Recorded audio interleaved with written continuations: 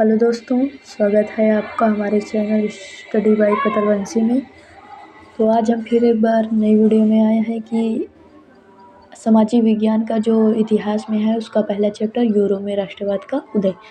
तो हम यही जानेंगे कि यूरोप में राष्ट्रवाद का उदय कैसे हुआ। ठीक है, तो इसके कुछ वैकल्पिक क्वेश्चन हम लाए हैं, तो इसको चलिए देख लेते हैं, शायद आपको काम दे। ठीक है, तो चलिए देखते हैं कि जर्मनी के एकीकरण की आधारशिला किसने तैयार की। जर्मनी के एकीकरण की आधारशिला किसने तैयार की, तो वो है नेपोलियन बोनापार्ट ने। ठीक है, इन्होंने ही जर्मनी की एकीकरण की आधारशिला तैयार की थी। तो दूसरा क्वेश्चन है कि फ्रांस की क्रांति का अग्रदूत किसे माना जाता है, तो वो है रूसो। रूसो को फ्रांस का अग्रदूत माना जाता है। ठीक है, इसके क्रांति का। तीसरा नंबर, 1789 ईस्वी में फ्रांस की क्रांति के समय किसका शासन था, तो लुईस 16 का। किसका शासन था, लुईस 16, या कह सकते हो कि लुईस 16वां। ठीक है, 16 16वां एक ही। तो फ्रांस की क्रांति में मुख्य भूमिका किस वर्ग की थी। फ्रांस की क्रांति में मुख्य भूमिका मध्यम वर्ग की थी। किसकी, मध्यम वर्ग की। आपका समय ना बर्बाद करते हुए हम सीधा पढ़ाई पर चलते हैं, आपको सीधा पढ़ाई ही बताएंगे। ठीक है, तो बिस्मार्क जर्मनी का चांसलर कब बना। सीधा क्वेश्चन हम देखेंगे और आंसर।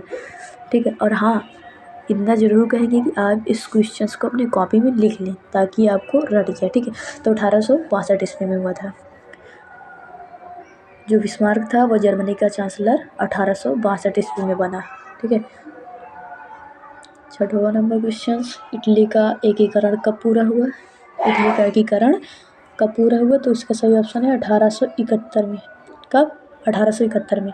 फ्रांस की क्रांति कब हुई, ऊपर आया था, हमने क्वेश्चन पढ़ा कि 1789 ईस्वी में किसका शासन था, तो लुईस 16 या लुईस 16वां बताया था। तो उसमें किसका, फ्रांस की क्रांति कब हुई थी, ये वाले 1789 में हुई थी। और इसी में जो वो थे लुईस 16वें, इनका ही शासन था।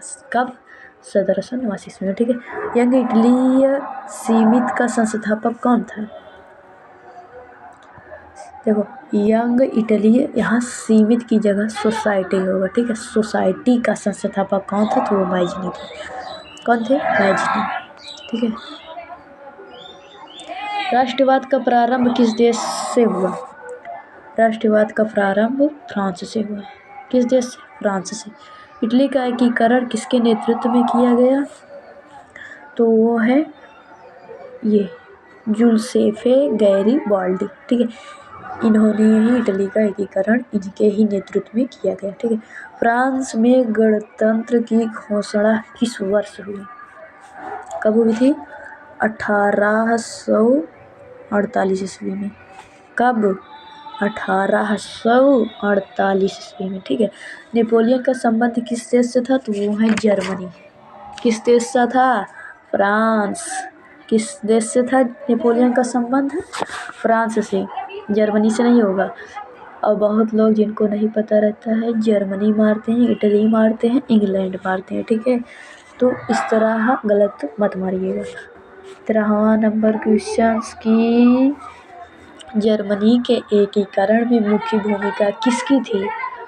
जर्मनी के एकीकरण में मुख्य भूमिका ऑटो वन बिस्मार्क की थी। किसकी थी, ऑटो वन बिस्मार्क की।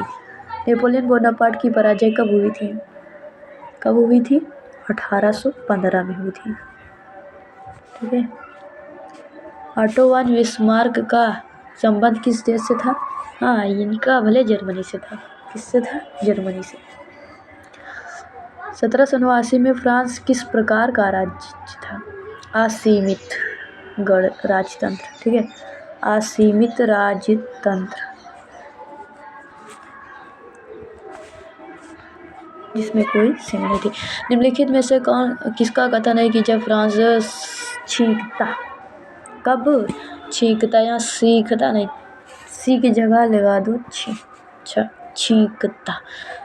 जब फ्रांस छींकता था तो बाकी सभी यूरोप को सर्दी जुकाम हो जाता था। इसको मैटरनिक जी ने कहा था यह इनका ही कथन है कि जब फ्रांस छींकता तो बाकी सभी यूरोप को सर्दी जुकाम हो जाता है।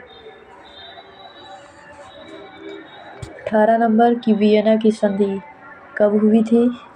वियना की संधि 1815 में हुई थी। किसमें? 1815 में। राष्ट्रवाद का उदय सर्वप्रथम किस देश में हुआ था? तो राष्ट्रवाद का प्रारंभ किस देश में हुआ था? तो वो है फ्रांस में हुआ था। ठीक है।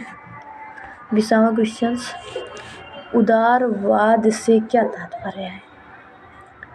उदारवाद से क्या तात्पर्य है?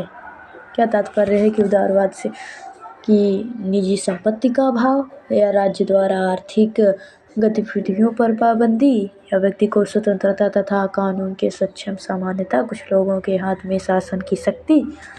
इसमें से हमें बताना है कि कौन ऑप्शन सही है। तो इसमें यह सही है कि जो व्यक्ति होता है उसको स्वतंत्र रहने का अधिकार है और वो कानून के सक्षम समानता रखे। ठीक है। तो इसका सही ऑप्शन है ऑप्शन नंबर सी, कि व्यक्ति को स्वतंत्रता का अधिकार होना चाहिए और कानून के समक्ष समानता का भी। तो अगर आपको मज़ा आया हो तो प्लीज़ हमारे चैनल को सब्सक्राइब जरूर कीजिएगा। ठीक है। थैंक